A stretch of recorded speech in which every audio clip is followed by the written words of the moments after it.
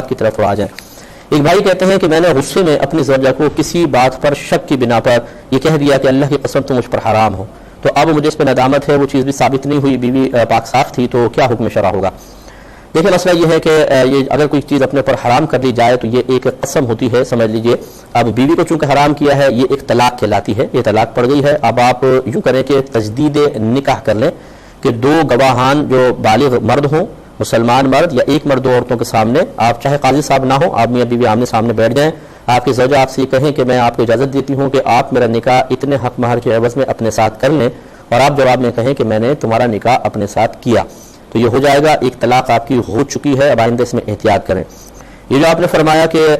غصے میں آ گئے تھے اور ایک بدگمانی اس کا سبب اور ذریعہ بنی، آپ تھوڑا سا غور کریں، اور جتنے بھی شادی شدہ حضرات ہیں، بھائی ہوں یا بہنیں ہوں، یہ ایک اچھا ضابطہ قاعدہ ہے جو میں آپ کی خدمت میں گزارش کر رہا ہوں کہ فریق ثانی پر جب بھی آپ کو کوئی شبہ اس طریقے سے ہو جائے،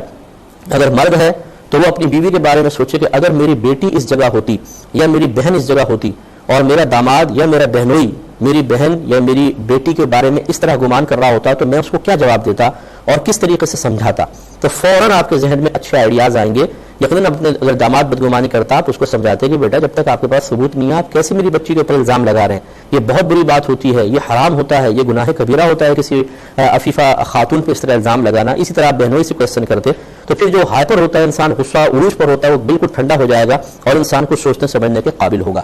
اسی طریقے سے اگر بہنوں کو شک ہو جائے شوہر کے اوپر تو سوچئے کہ اگر آپ کی بہو آپ کے بیٹے پہ اس طرح شبہ کرتی تو کیا آپ اس کو صحیح سمجھتے، یا آپ کے بھابھی آپ کے بھائی کے بارے میں ایسا ہی بغیر تحقیق کے اس پہ الزامات لگانا شروع کر دیتی کہ مجھے لگتا ہے تمہارے غیر عورتوں سے تعلقات ہیں، تم میسج کرتے ہو، تم ان سے فون پر باتیں کرتے ہو، تم ان سے چیٹ کرتے رہتے ہو، اور آپ جب ہم سے ثبوت مانگے کوئی ثبوت نہ ہو تو پھر کیا آپ اپنی بھابھی یا اپنے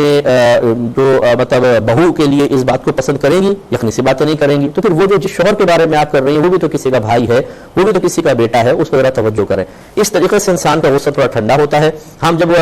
کوئی معاملہ اپنے لیے کر رہے ہوتے ہیں اس وقت ہم